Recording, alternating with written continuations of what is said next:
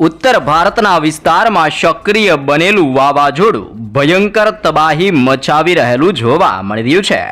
આંધી, તુફાન, વંટોળ અને ભયંકર પવનોની તીવ્રતા સાથે આ સંપૂર્ણ વિસ્તારમાં વાવાઝોડું હાહાકાર મચાવી રહેલું જોવા મળી રહ્યું છે।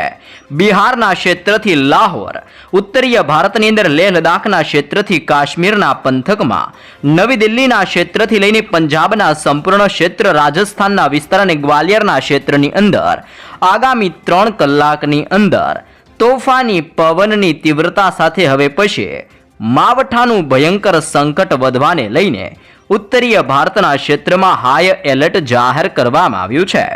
ઉત્તર ભારતના વિસ્તારમાંથી આગળ વધતી સિસ્ટમો ગુજરાતના સંપૂર્ણ ક્ષેત્રની અંદર પણ ભયંકર અસરો દર્શાવી રહી છે। સાથે સાથે આગામી ચોમાસાને લઈને પણ મોટું એલર્ટ જાહેર કરવામાં આવી રહ્યું છે। ઓચિંતાના મોટા પલટાવ સાથે હવે પછી ગુજરાતની અંદર માવઠાનો નવો રાઉન્ડ શરૂ થવાની તાજી શક્યતાઓ દર્શાવવામાં આવી છે। બંગાળની ખાડીને અરબી સમુદ્રના વિસ્તારમાં તોફાની પવનોની સાથે હવે પછી ભયંકર ગતિવિધિઓ સાથે તોફાન સક્રિય બનતું હોય તેમ હલચલ વધી રહેલી જોવા મળી રહી છે। આ તમામ ક્ષેત્રની અંદર સિસ્ટમના ભયંકર પરિભ્રમણની અસરોને લઈને તોફાન વધી રહેલું જોવા મળી રહ્યું છે, જેની અસરને જોતા દક્ષિણીય ભારતની અંદર શ્રીલંકાના ક્ષેત્રમાં મદુરાઈનો વિસ્તાર, બેંગલુરુ, કેરળ, તામિલનાડુના ક્ષેત્રની અંદર, બેંગલવીના ક્ષેત્રથી હૈદરાબાદ, વિશાખાપટ્ટનમ અને ભુવનેશ્વરના વિસ્તારોની અંદર અત્યારે ભારે પવન સાથે વરસાદ ભૂક્કા બોલાવી રહ્યો છે।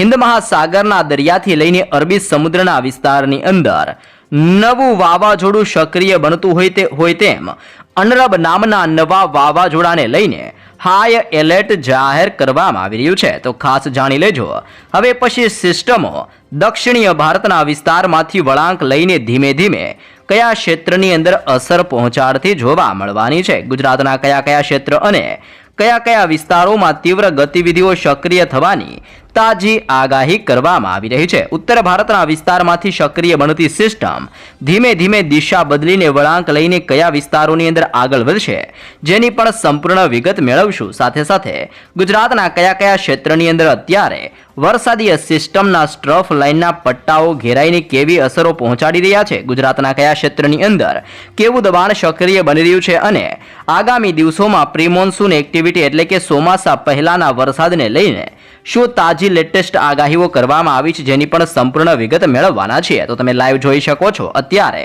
દક્ષિણીય ભારતના આ તમામ ક્ષેત્રની અંદર સિસ્ટમનું ભયંકર પરિભ્રમણ સક્રિય બની રહેલું જોવા મળી રહ્યું છે, જેની અસરને લઈને આ તમામ ક્ષેત્રની અંદર હવે પછી તોફાની પવનોની તીવ્રતાની અંદર મોટો પલટાવ આવી રહેલો જોવા મળી રહ્યો છે। હાલ અત્યારે બંગાળની ખાડીના ક્ષેત્રથી હિન્દ મહાસાગરના ક્ષેત્રમાં 70 થી 80 કિલોમીટર પ્રતિ કલાકની ઝડપ દરમિયાન તોફાની પવનોની તીવ્રતા સાથે હવે પછી સિસ્ટમો આગળ વધીને દક્ષિણીય ભારતના દરિયાઈ કાંઠાના વિસ્તારોની અંદર ત્રાટકવા માટે આગળ વધી રહી છે। ઉત્તર ભારતની અંદર બિહારના ક્ષેત્રથી હિમાચલ પ્રદેશના વિસ્તારમાં, પંજાબના ક્ષેત્રથી રાજસ્થાનના વિસ્તારમાંથી સિસ્ટમ વળાંક લઈને ગુજરાતના ક્ષેત્રની અંદર આગળ વધતી હોય તેમ આવનારી 24 કલાકની અંદર ગુજરાતના અનેક ક્ષેત્રની અંદર તોફાની પવનોની લહેરો ફૂંકાતી હોય તેવો પવન જોવા મળવાનો છે। સાથે સાથે વરસાદીય સિસ્ટમના સ્ટ્રફ લાઇનના ઘેરાવાની અસરને લઈને હવે પછી ડબલ ઋતુનો અહેસાસ થતો હોય તેમ ગુજરાતમાં ભયંકર ગરમીની સાથે સાથે માવઠાનું નવું સંકટ મંડરાતું જોવા મળવાનું છે। આમ એક સાથે બે ઋતુના અનુભવને લઈને પણ તાજી શક્યતાઓ દર્શાવવામાં આવી રહી છે। અત્યારે દક્ષિણીય ગુજરાતના ક્ષેત્રને સૌરાષ્ટ્રના દરિયાઈ કાંઠાના વિસ્તારમાં તોફાની પવનોની તીવ્રતા વધતી હોય તેમ અચાનક વાતાવરણની અંદર મોટો પલટાવ આવી રહેલો જોવા મળી રહ્યો છે, જેમાં પણ વિસ્તારોની સંપૂર્ણ વિગત મેળવીએ તો આવનારી કલાકની અંદર પાલિતાણા, સોનગઢ, ભાવનગર, ખરસલિયા, તળાજા, અમરેલી, બાબરાના ક્ષેત્રથી કુંડલાના વિસ્તારમાં આંધી, તુફાન, વંટોળ જેવા પવનો ફૂંકાતા જોવા મળવાના છે। મહુવા, રાજુલા, તુલસીશામ, ઉના, કોડીનાર, વેરાવળ, વિસાવદરના ક્ષેત્રથી ધારીના પંથકની અંદર મોટો પલટાવ આવતો હોય તેમ સૌરાષ્ટ્રના દરિયાઈ કિનારાના આ સંપૂર્ણ ક્ષેત્રની અંદર ફરી એકવાર તોફાન વધી રહેલું જોવા મળવાનું છે। દક્ષિણીય ગુજરાતના ક્ષેત્રોની માહિતી મેળવીએ તો મુંબઈના ક્ષેત્રથી લઈને હૈદરાબાદનો વિસ્તાર, વિશાખાપટ્ટનમ, ભુવનેશ્વરના વિસ્તારોમાંથી દક્ષિણીય ભારતના વિસ્તારોની અંદર અને દક્ષિણ ગુજરાતના સંપૂર્ણ હવામાનની અંદર મોટા પલટાઓની શરૂઆતો જોવા મળી રહી છે। અરબી સમુદ્રના દરિયામાં સક્રિય બનતી યુસીએસ સિસ્ટમ એટલે કે અપર એર સાયક્લોનિક સર્ક્યુલેશનનું દબાણ ધીમે ધીમે ગુજરાતના વિસ્તારો તરફ ફંડોવાતું જોવા મળી રહ્યું છે. હાલ અત્યારે ગુજરાતની અંદર સૌરાષ્ટ્ર, દક્ષિણ ગુજરાત, મધ્ય ગુજરાત, ઉત્તર ગુજરાત અને કચ્છના વાતાવરણમાં પલટાવ આવવાની સાથે ફરીથી હવે પછી માવઠાનું સંકટ ટોળાતું હોય તેમ હવામાનની અંદર મોટા પલટાવો અને બદલાવ જોવા મળવાના છે. આમ ગુજરાત રાજ્યની અંદર આવનાર 3 દિવસ એટલે કે 15 તારીખ, 16 તારીખ અને 17 તારીખના રોજ પણ મોટા પલટાવ સાથે સંપૂર્ણ વિસ્તારોની અંદર આંધી, તુફાન, વંટોળ જેવા તોફાની પવનોની લહેરો ઉઠતી હોય તેમ માવઠાની સાથે સાથે ફરી એકવાર ચોમાસાની ગતિવિધિઓ સક્રિય બનતી જોવા મળવાની છે. દક્ષિણીય ભારતના દરિયાઈ કાંઠાના વિસ્તારમાં ચોમાસાના તોફાની દબાણને લઈને અરબી સમુદ્ર અને હિન્દ મહાસાગરના દરિયાની અંદર નવી નવી સિસ્ટમો સક્રિય બનતી હોય તેમ 1.5 કિલોમીટરના ક્ષેત્રથી 0.9 કિલોમીટરના બંગાળની ખાડીના દરિયાની અંદર આવી રીતના સાયક્લોનિક સિસ્ટમના તીવ્ર ઘેરાવા સક્રિય બનીને ધીમે ધીમે ગુજરાતના વિસ્તારોની અંદર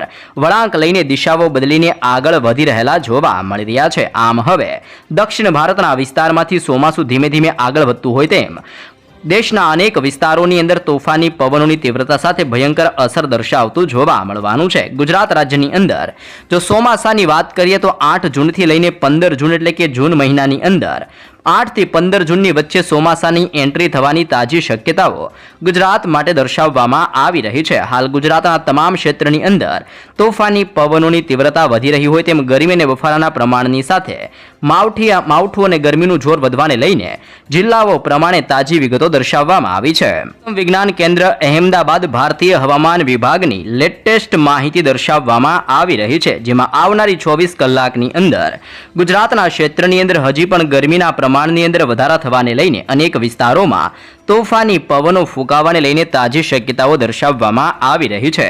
તમે નકશાઓની અંદર પણ સંપૂર્ણ વિગત જોઈ શકો છો, જેમાં ગુજરાતની અંદર ભિન્ન ભિન્ન ક્ષેત્રની અંદર હીટવેવનો ભયંકર ખતરો ટોળાઈ રહેલો જોવા મળી રહ્યો છે. કચ્છના વિસ્તારથી ઉત્તર ગુજરાત અને સૌરાષ્ટ્રના વિસ્તારોની અંદર ધીમે ધીમે ગરમીના પ્રમાણની અંદર હજી પણ વધારા થવાની શક્યતાઓ દર્શાવવામાં આવી છે. જો કે આવનાર 2 દિવસની અંદર ગરમીના પ્રમાણની અંદર મોટા ઘટાડા થતા જોવા મળવાના છે, જે બાદ રાજ્યની અંદર ધીમે ધીમે વાદળછવાયું વાતાવરણ સક્રિય બનતું હોય તેમ આવનારી 18 તારીખ, 19 તારીખ ને 20 તારીખના રોજ અનેક વિસ્તારમાં પવનની તીવ્રતાની અંદર ભયંકર વધારાની સાથે વાતાવરણની અંદર ઓચિંતાના મોટા પલટાઓની શરૂઆતો જોવા મળવાની છે. હાલ સિસ્ટમની માહિતી મેળવીએ તો અત્યારે એક સાથે 4 મજબૂત સિસ્ટમો સક્રિય બનીને તોફાન દર્શાવી રહેલી જોવા મળી રહી છે. ખાસ કરીને અત્યારે સક્રિય બનતી નવી સિસ્ટમની અસરને લઈને બંગાળની ખાડીના દરિયાથી લઈને અંદમાન નિકોબારના વિસ્તારોની અંદર તોફાની પવનોની તીવ્રતા સાથે સાયક્લોનિક સિસ્ટમનો આવી રીતનો એક મજબૂત ઘેરાવો દક્ષિણ ભારતના વિસ્તારમાં ઘેરાઈ રહેલો જોવા મળી રહ્યો છે. સાથે સાથે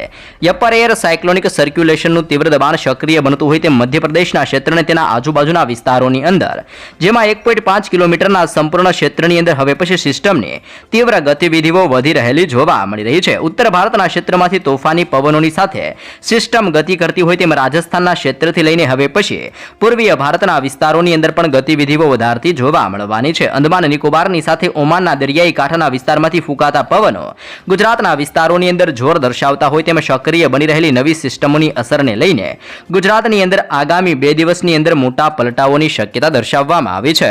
વર્લ્ડ મેટાલોજિકલ ઓર્ગેનાઇઝેશન દ્વારા પણ અત્યારે લેટેસ્ટ શક્યતાઓ દર્શાવવામાં આવી છે, જેમાં બંગાળની ખાડીના સંપૂર્ણ ક્ષેત્રની અંદર તોફાન સક્રિય થવાને લઈને સાયક્લોનિક સિસ્ટમનું દબાણ વધતું હોય તેમ અત્યારે બંગાળની ખાડીમાં 5.8 કિલોમીટરના વિસ્તારમાં ભયંકર ઘેરાવો સક્રિય બનીને દિશા બદલીને આગળ વધતો હોય તેમ લો પ્રેશરવાળી સિસ્ટમ હવે ધીમે ધીમે મજબૂત બનીને વેલ માર્ક લો પ્રેશરના એરિયાની અંદર પરિવર્તિત થઈને દક્ષિણીય ભારતના દરિયાઈ કાંઠાના વિસ્તારમાં તોફાની અસર દર્શાવી રહેલી જોવા મળી રહી છે. ઉત્તર ભારતના વિસ્તારમાં વાવાઝોડાવાળી સિસ્ટમ એટલે કે વેસ્ટર્ન ડિસ્ટર્બન્સનું દબાણ ધીમે ધીમે ગુજરાતના વિસ્તારો તરફ ફંડોવાતું જોવા મળી રહ્યું છે. આમ ઉત્તર ભારત અને પૂર્વીય ભારતના સંપૂર્ણ ક્ષેત્રની અંદર તોફાની પવનોની તીવ્રતા સાથે માવઠાનું ભયંકર દબાણ વધી રહેલું જોવા મળી રહ્યું છે. અરબી સમુદ્રના અનેક દરિયાઈ કાંઠાના વિસ્તારોની અંદર પણ હવામાનની અંદર મોટા પલટાવો આવી રહ્યા છે. તમે લાઈવ નકશાની અંદર જોઈ શકો છો. આ સંપૂર્ણ ક્ષેત્રની અંદર આવી રીતનું સિસ્ટમનું તીવ્ર પરિભ્રમણ અત્યારે સક્રિય બનીને સતત હલચલ દર્શાવી રહ્યું છે, જેના કારણે દરિયાની અંદર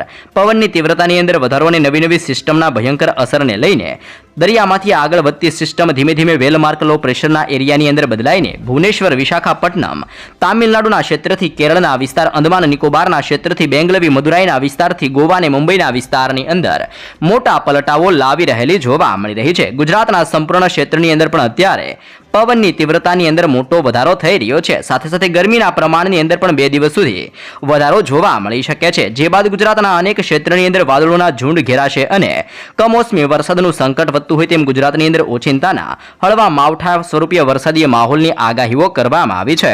જ્યાં દર્શક મિત્રો હવામાન વિભાગ દ્વારા ચોમાસાના આગમનને લઈને તાજી આગાહી કરવામાં આવી છે. ગુજરાતની અંદર 15 જૂને ચોમાસું બેસવાને લઈને ખાસ શક્યતાઓ દર્શાવવામાં આવી રહી છે. અત્યારે ઉત્તરીય ભારતના વિસ્તારોની અંદર તોફાન સક્રિય બનતું હોય તેમ બનાસકાંઠા, સાબરકાંઠા, અરવલ્લી, મહીસાગરના ક્ષેત્રની અંદર તોફાની ગતિવિધિઓ વધી રહેલી જોવા મળી રહી છે.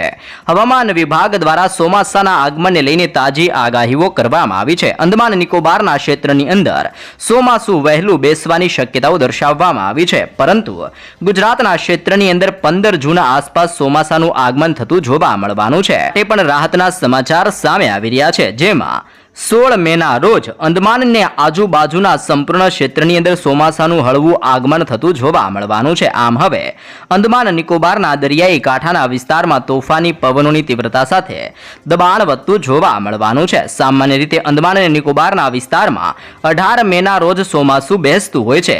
અંદમાનની અંદર ચોમાસું બેસી ગયા બાદ ધીમે ધીમે કેરળના વિસ્તારની અંદર ચોમાસું આગળ વધતું હોય છે અને હવામાન વિભાગના જણાવ્યા પ્રમાણે ગુજરાતના વિસ્તારની અંદર 15 જૂન આસપાસ ચોમાસું બેસવાની શક્યતાઓ દર્શાવવામાં આવી છે. આ વર્ષે દેશની અંદર ચોમાસું નિર્ધારિત સમય કરતાં વહેલું બેસી શકે છે. રાજ્યની અંદર કાળઝાળ ગરમીઓ પડી રહી છે.